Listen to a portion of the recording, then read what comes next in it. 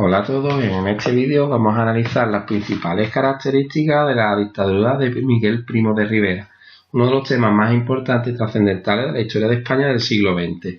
Analizaremos primero las causas, el contexto europeo en el que se produce, el golpe de Estado, cómo llega Miguel Primo de Rivera al poder, y analizaremos las dos fases, una primera etapa que sería el directorio militar y una segunda etapa que sería el directorio civil. Por último, analizaremos la oposición, la oposición que va surgiendo al régimen y el fin de la dictadura. Comenzamos. En cuanto a las causas, son bastante claras y ya la tenemos más que trabajada. Sería la crisis del sistema de la Restauración, que arrancaba a finales del siglo XIX y que ya desde inicios del XX estaba mostrando signos de agotamiento. Además, la guerra de Marruecos, en el que un conflicto bélico que con sus escaramuzas, con sus batallas continuas y sobre todo con los desastres del Barranco del Lobo y el desastre de Anual, creó una mala opinión pública, la inestabilidad política, se suceden las crisis y los gobiernos y un aspecto positivo, un espíritu regeneracionista que pretende sacar a España de la situación tan crítica que vive tanto en el campo como en la ciudad. En cuanto al contexto europeo, es muy importante para ver los signos que va tomando y la semejanza que va a tener con los fascismos especialmente. De ahí que Alfonso XIII llame a Primo de Rivera como su Mussolini. Tras la Primera Guerra Mundial, ahí empiezan a surgir ya los enfrentamientos entre la ideología comunista con la Revolución Rusa y la ideología fascista o movimiento nazi con los fascismos. Entonces, en este ámbito hay un gran enfrentamiento que desembocará trágicamente en la Segunda Guerra Mundial. España no se va a ver al margen de estos movimientos ideológicos. En cuanto al golpe de Estado, triunfa sin oposición. El manifiesto que emite Primo de Rivera desde Barcelona apenas muestra oposición por el resto de fuerzas políticas. Además, este manifiesto este golpe cuenta con la connivencia de Alfonso XIII y con el apoyo de la oligarquía, ¿vale? La oligarquía poderosa, terrateniente y la que posee los negocios, pretende eliminar así el peligro que está tomando el anarquismo y los movimientos socialistas. El manifiesto es un manifiesto vago que pretende, por un lado, el saneamiento político, acabar con las crisis sociales y políticas y terminar con la guerra de Marruecos. Conflicto que, como ya hemos dicho, tenía gozado de muy mala prensa en la península ibérica. En cuanto a las dos etapas, hemos dicho que la primera etapa era el directorio militar, se llama así porque recaía sobre todo en miembros militares y tiene una serie de características. Lo primero es la supresión de libertades, la disolución de las cortes, la disolución de diputaciones y ayuntamientos, lo que se traduce en un claro centralismo, porque ya no hay organismo político que gobierne de forma autónoma. Con esto también se quería acabar con el caciquismo, porque controlaban todas estas instituciones. La justicia va a recaer sobre tribunales militares y se pretendía acabar con las tensiones sociales. Por un lado, una política de acoso y derribo al anarquismo, con medidas tan duras como era la clandestinidad de la CNT, pero que tuvo la respuesta en la fundación de la Federación Anarquista Ibérica, la FAI. Por otro lado, intentar atraerse al socialismo, de ahí que cuenten con colabore con Francisco Largo Caballero. Querían contar con el apoyo de UGT y el PSOE para hacer una legislación laboral que llegase al mayor ámbito de la sociedad. Así, esa legislación laboral destacará sobre todo una serie de seguros sociales y sobre todo la seguridad social. Además, se establecen comités de empresa que tenían que tener miembros, componentes paritorios.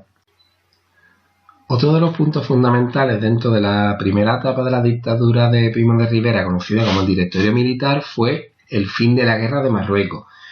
Como hemos citado anteriormente, al hablar del manifiesto, era una de las propuestas que defendía Primo de Rivera, acabar con la guerra de Marruecos, y para ello defendía los intentos de negociación con Abdelkrim. Sin embargo, aquí chocó de frente con la posición de los africanistas, que desde el inicio del siglo XX fueron ascendiendo en el escalafón y acumulando gran poder y prestigio, militares de la talla de Francisco Franco, Millán Astray, Godet, Cabanellas, etc. Estos africanistas se oponían a perder las únicas colonias que le quedaban al antiguo, otrora importante Imperio Español. Sin embargo, los ataques cercanos a las ciudades de Ceuta y Melilla decantaron la balanza hacia una intervención más directa y con mayores recursos. Así se produjo la alianza entre Francia y España y tuvo su fruto en el desembarco de Alucema, con una victoria rápida que supuso al final la rendición de Abdelkrim. Además, el gobierno, otra de las características fundamentales del directorio militar fue el gobierno por decretos reales y la organización de un Estado ultracentralista. Esto, que al principio tuvo su éxito, luego posteriormente creará su oposición, especialmente con el auge de los regionalismos, tanto catalán como vasco. Por último, cabe destacar la fundación de un partido que sería el partido único, la Unión Patriótica. Con esto serían las características más importantes del directorio militar.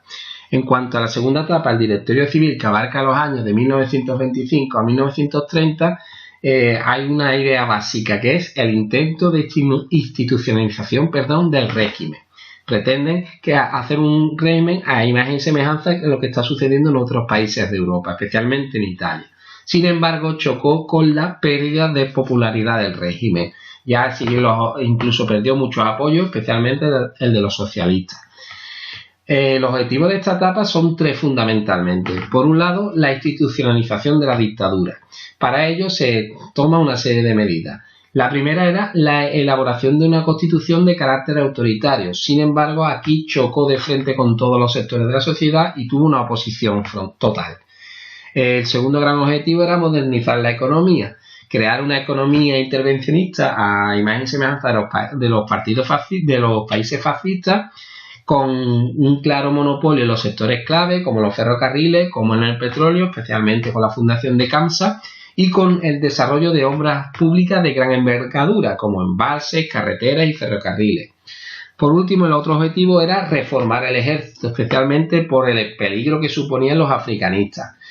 Acabar con un ejército macrocefálico que, como hemos dicho, tenía para cada oficial 8 miembros de tropa, lo cual era un ejército desproporcionado. Además, también acabar con la corrupción y sobre todo también crear una institución como es la Academia de Zaragoza para estructurar mejor el ejército.